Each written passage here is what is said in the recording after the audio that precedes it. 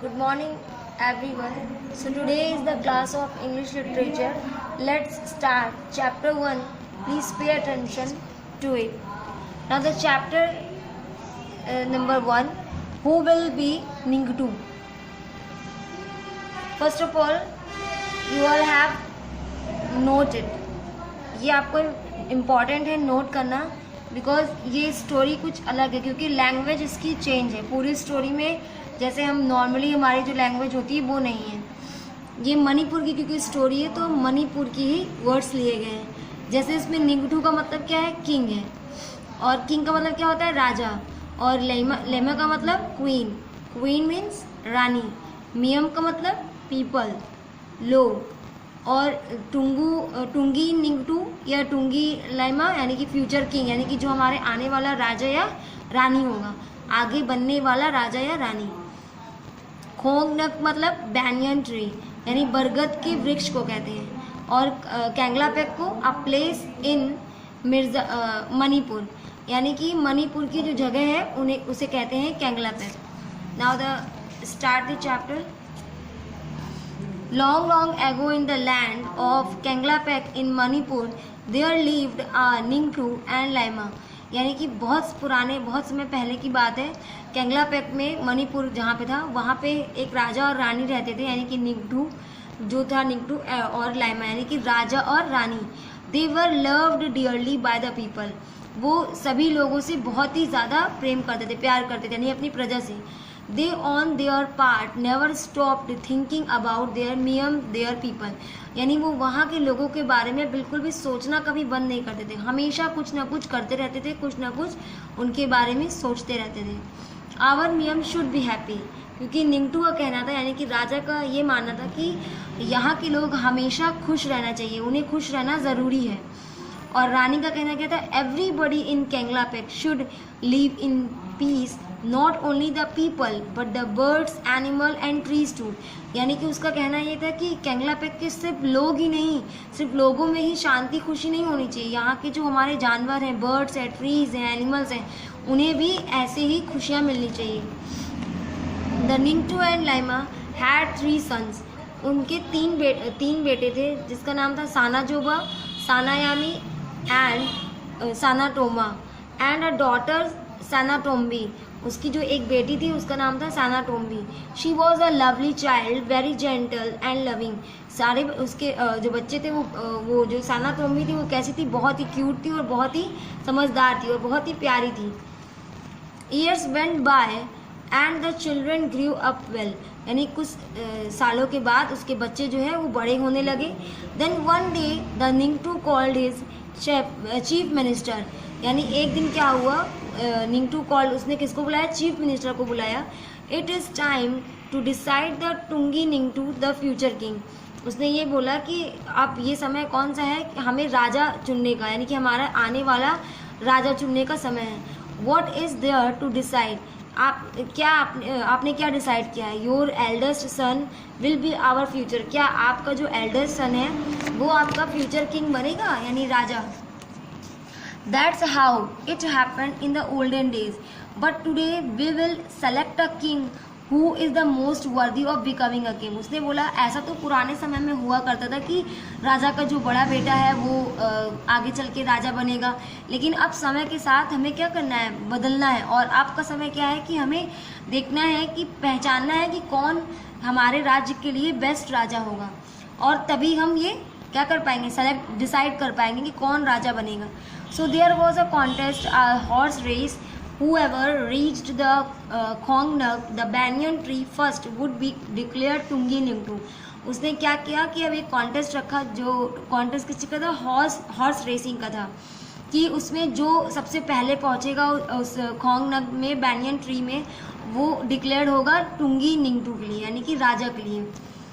सानाजोबा, Sanayaima and Sanatomba were expert rider and all 3 reach the finish line at the same time.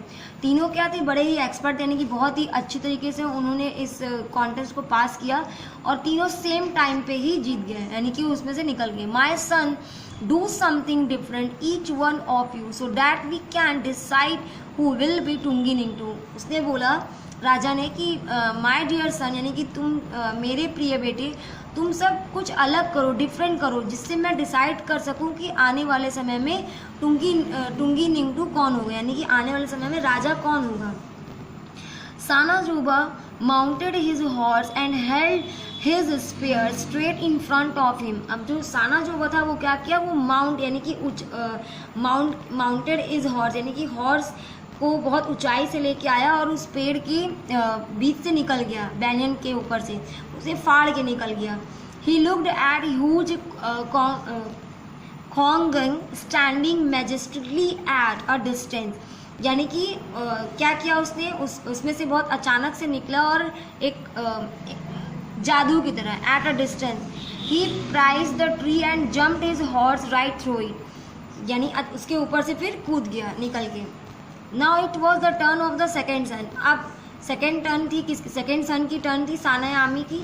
He rode towards the tree harder and harder, when he was close he jumped clear. वो बहुत ही speed में आया पेड़ के पास और बहुत ही speed में क्या किया, उसके ऊपर से कूद गया। When he was close he jumped clear. Now it was the turn of the youngest son Sanatomba. अब बारी किसकी थी, सबसे छोटे बेटे की। He too rode his horse toward the khongnang and uprooted it triumphantly.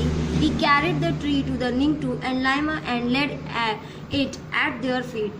अब इसने क्या किया, ये तो पेड़ में फंस गया और क्या किया, ये पेड़ के साथ ही निकल आया, रूट के साथ ही, जिसकी वजह से पेड़ जो है टूट गया।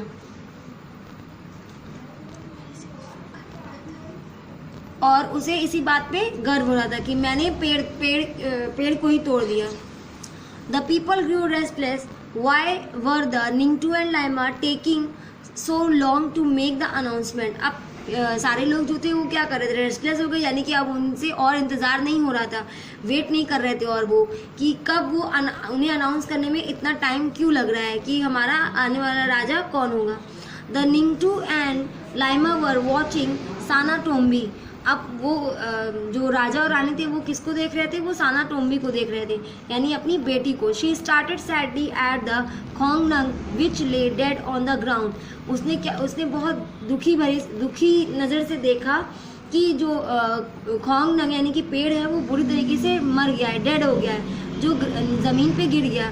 बर्ड्स फ्लैप्ड अराउंड इट, और चिड़िया जो है उसके चारों तरफ घूम रही हैं और searching for their homes in the tree. वो क्या सर्च कर रही हैं, अपने होम को, यानी कि अपने घर को ढूंढ रही हैं, क्योंकि उस पेड़ पे तो बहुत सारे बर्ड्स ने अपने घोंसले बना रखे थे जो अब नहीं रहे। The khongnang it's dead, it was first hurt, पहले उसे तो हर्ट किया गया, यानी कि वो देख रही थी कि पहले उसे हर्ट किया गया by the spear and now it's dead, फिर उसे काटा गया, स्पेयर किया गया और अब तो वो मर गया। If anybody is, the Ningtu stood up. He looked at 3 boys. Ningtu ने क्या देखा, वो अपने तीनों बेटों को देखा उसने।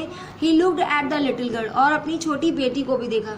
If anybody is worthy of becoming the ruler, it is Sanatombi. Sanatombi feels the pain of other. She feels the pain of the people, the animal and the birds and the trees.